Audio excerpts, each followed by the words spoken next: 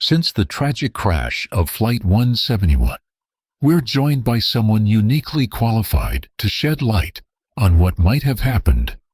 Captain Rakesh Rai, who flew the Boeing 787 Dreamliner for Air India until just last year. Having operated the same aircraft for the same airline, he brings first-hand experience that can help clarify the many unanswered questions surrounding this tragedy. From the footage, the aircraft's initial takeoff appears routine. The rotation rate and climb profile were normal.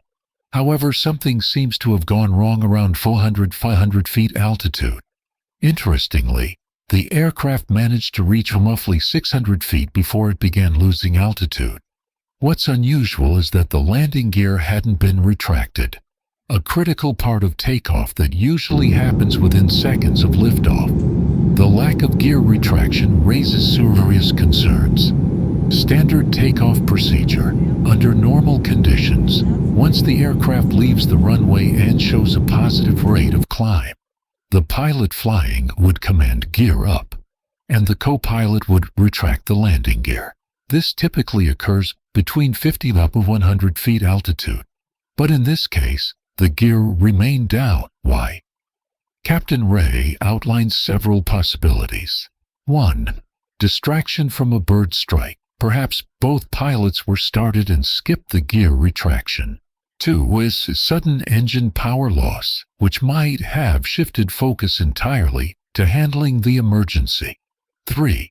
Miscommunication in the cockpit, where the co-pilot may have mistakenly retracted the flaps instead of the gear, leading to an abrupt loss of lift. Retracting flaps instead of the landing gear can drastically affect lift, especially at low altitude. With the gear still down, the drone increases, and the aircraft struggles to climb. Analyzing the flap position and engine sounds, some experts online have speculated about the flap positions based on grainy footage. But Captain Rai clarifies, "I've zoomed into the videos myself. It's too unclear to definitively say whether the flaps were extended or retracted. The aircraft's nose-up attitude makes it difficult to see the wing surface clearly. As for the engines, while a bird strike seems to have been ruled out, there are signs of a significant loss in thrust. Even a partial power loss can be catastrophic if combined with gear-down drag. With reduced engine thrust and high drag, speed fails to build up. That means less lift, and the aircraft begins to descend. There's also a possibility, not confirmed, that the wrong engine might have been shut down in confusion during a potential engine failure. Not enough time to react. The timeline of events paints a grim picture. From takeoff to impact, the flight lasted only around 32 seconds. That gives the pilots perhaps 20 seconds to identify the problem and to take corrective action. At 170 knots, about 320 km/h, things move incredibly fast. There's very little time to troubleshoot. Why? They came too late. The emergency call likely came as the pilots realized and the aircraft wasn't climbing and started descending. By then, it may have been too late for outside help or intervention.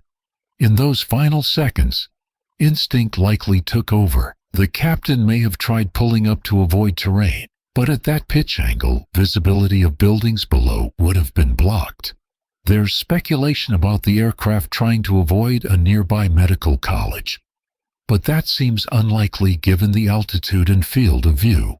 What the videos reveal about the aircraft, and some claim to see flap retraction or specific engine behavior in the footage. But Captain Rai emphasizes it's impossible to make such determinations from low-quality visuals alone. The true picture will only emerge after black box is analyzed. Possibility of dual engine failure? While very rare, simultaneous engine failure has happened before, famously in the Hudson River landing by Captain Sullenberger. If both engines failed or if the wrong engine was shut down, the Dreamliner would have been unable to recover at that altitude. Emotional impact and connection with the aircraft. Captain Rai shared a personal connection with the Dreamliner involved in the accident, having flown the exact same aircraft multiple times. It's a remarkable aircraft, highly advanced, responsive, a joy to fly. Losing it, along with a dear colleague and so many lives, is devastating. Training for the unexpected. Pilots undergo simulator training at least twice a year for emergency scenarios, including engine failures. However, complete dual engine failure at low altitude is so rare, it's not typically included. We're trained for gear failure, engine fires, bird strikes. But 2 engines failing simultaneously?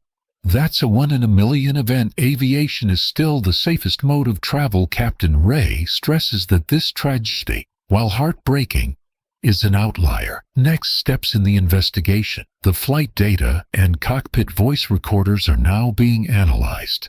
Investigations can take weeks to months. Please subscribe.